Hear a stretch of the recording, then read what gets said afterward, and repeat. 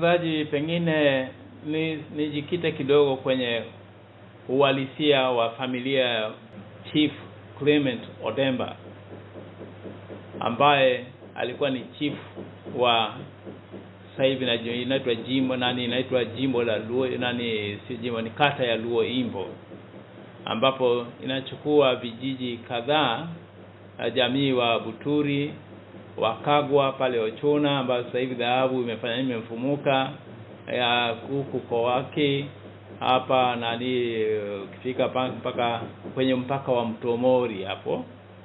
Huyu Chief Odemba, Clement Odemba, ndiye baba mzazi wa Alex Seka Odemba.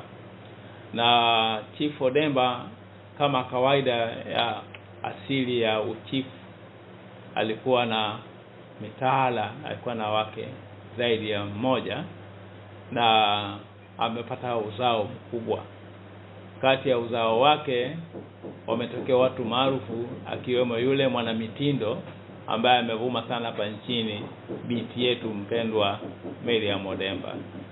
Na enzi hizo za uchifu, upande wa Suba huku alikuwa chifu Hosea Irungu, ambaye ni wanani wa upande wa huku Kinesi mpaka kule sehemu za Ziwani huku Na huku upande wa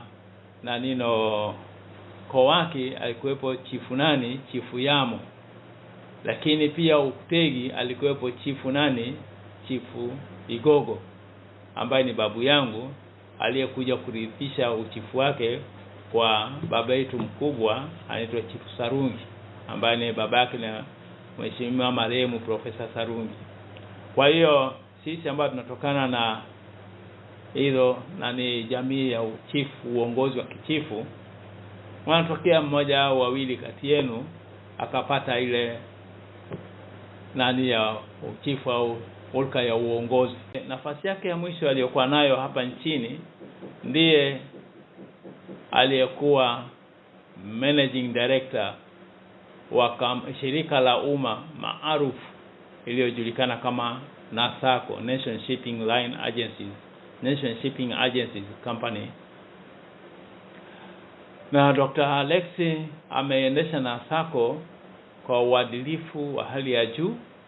Kama mtaona hapa mtaa wa Sokoine, utaona kuna jengo linaitwa Waterfront Building.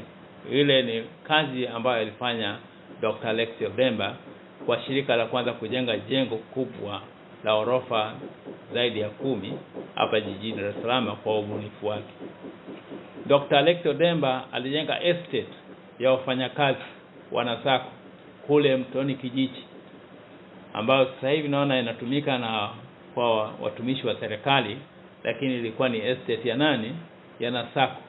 Ni mtu ambaye alikuwa amebobea sana kwenye uwekezaji, na akawa na ushawishi mkubwa na kushawishi serikali kuweza kuwekeza kwenye real estate kwa ajili ya makazi ya wafanyakazi na pia makazi kitega uchumi.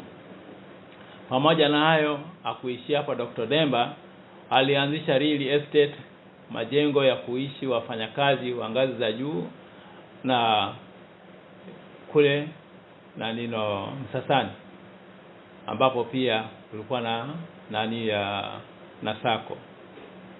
Kwa hiyo ni mtu ambaye kwa namna yote wale ambao walikuwa kwenye ajira rasmi ya mashirika ya umma na serikali yetu wana serikali wanamfahamu Dr. Alex Seka Odemba kwamba alikuwa ni mtu mashuhuri, kiongozi hodari ambaye alifanyia kazi kwa uadilifu wa hali ya juu nchi yetu ya Tanzania.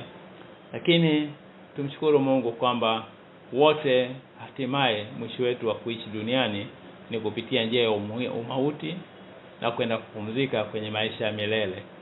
Tunamwombea Mungu aweze kumpa maisha ya amani huko aherani. Amen.